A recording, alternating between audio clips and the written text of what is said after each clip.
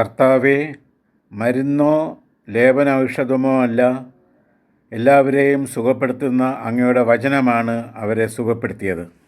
അവിടുന്ന് തൻ്റെ വചനമയച്ച് അവരെ സൗഖ്യമാക്കി, വിനാശത്തിൽ നിന്നും വിടുവിച്ചു. നിങ്ങൾ സൗഖ്യം പ്രാപിക്കാനായി പരസ്പരം പാപങ്ങൾ ഏറ്റുപറയുകയും പ്രാർത്ഥിക്കുകയും ചെയ്യുവിൻ. നീതിമാൻ്റെ പ്രാർത്ഥന വളരെ ശക്തിയുള്ളതും ഫലദായകവുമാണ്. വിശ്വാസത്തോടുള്ള പ്രാർത്ഥന രോഗിയെ സുഖപ്പെടുത്തും. കർത്താവ് അവനെ എഴുന്നേൽപ്പിക്കും. അവൻ പാവങ്ങൾ ചെയ്തിട്ടുണ്ടെങ്കിൽ അവിടുന്ന് അവന് മാപ്പ് നൽകും. തളർന്നവന് അവിടുന്ന് ബലം നൽകുന്നു, ദുർബലന് ശക്തി പകരുകയും ചെയ്യുന്നു. നമ്മുടെ പാപങ്ങൾ സ്വന്തം ശരീരത്തിൽ വഹിച്ചുകൊണ്ട് അവൻ കുരിശിലേറി. അത് നാം പാപത്തിനു മരിച്ചു നീതിക്കായി ജീവിക്കേണ്ടതിനാണ്. അവൻ്റെ മുറിവിനാൽ നിങ്ങൾ സൗഖ്യമുള്ളവരാക്കപ്പെട്ടിരിക്കുന്നു.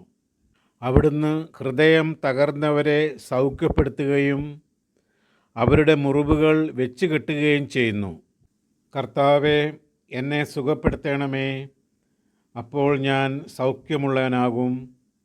എന്നെ രക്ഷിക്കണേ, അപ്പോൾ ഞാൻ രക്ഷപ്പെടും. അങ്ങു മാത്രമാണ് എൻ്റെ പ്രത്യാശ. അവിടുന്ന് നിൻ്റെ അകൃത്യങ്ങൾ ക്ഷമിക്കുന്നു, നിൻ്റെ രോഗങ്ങൾ സുഖപ്പെടുത്തുന്നു. അവൻ തൻ്റെ 12 ശിഷ്യന്മാരെ വിളിച്ച് അശുദ്ധാത്മാക്കളെ ബഹിഷ്കരിക്കുവാനും എല്ലാ രോഗങ്ങളും വ്യാധികളും സുഖപ്പെടുത്താനും അവർക്ക് അധികാരം നൽകി. നിങ്ങളുടെ ദൈവമായ കർത്താവിനെ നിങ്ങൾ ആരാധിക്കണം. അപ്പോൾ ഞാൻ നിങ്ങളുടെ ഭക്ഷ്യവും പാനീയവും ആശീർവദിക്കും. നിങ്ങളുടെ ഇടയിൽ നിന്ന് രോഗം നിർമ്മാർജ്ജനം ചെയ്യും. എൻ്റെ ദൈവമായ കർത്താവേ, ഞാൻ അങ്ങയോട് നിലവിളിച്ചപേക്ഷിച്ചു, അവിടുന്ന് എന്നെ സുഖപ്പെടുത്തുകയും ചെയ്തു. അപ്പോൾ തങ്ങളുടെ കഷ്ടതയിൽ അവർ കർത്താവിനോട് നിലവിളിച്ചപേക്ഷിച്ചു. അവിടുന്ന് അവരെ ഞെരുക്കങ്ങളിൽ നിന്ന് രക്ഷിച്ചു. അവിടുന്ന് തൻ്റെ വചനമയച്ച് അവരെ സൗഖ്യമാക്കി, വിനാശത്തിൽ നിന്ന് വിടുവിച്ചു. അവൻ്റെ വസ്ത്രത്തിൽ ഒന്ന് തൊട്ടാൽ മാത്രം മതി, ഞാൻ സുഖം പ്രാപിക്കും എന്നവൾ വിചാരിച്ചിരുന്നു. അവൻ അവളോട് പറഞ്ഞു, മകളെ, നിൻ്റെ വിശ്വാസം നിന്നെ രക്ഷിച്ചിരിക്കുന്നു. സമാധാനത്തോടെ പോകുക, വ്യാധിയിൽ നിന്നും വിമുക്തയായിരിക്കുക. അവൻ പറഞ്ഞു, കർത്താവായ യേശുക്രിസ്തുവിൽ വിശ്വസിക്കുക, നീയും നിൻ്റെ കുടുംബവും രക്ഷപ്രാപിക്കും. പത്രോസ് പറഞ്ഞു, വെള്ളിയോ സ്വർണമോ എൻ്റെ കയ്യിലില്ല. എനിക്കുള്ളത് ഞാൻ നിനക്ക് തരുന്നു. നസ്രായനായ യേശുക്രിസ്തുവിൻ്റെ നാമത്തിൽ എഴുന്നേറ്റ് നടക്കുക.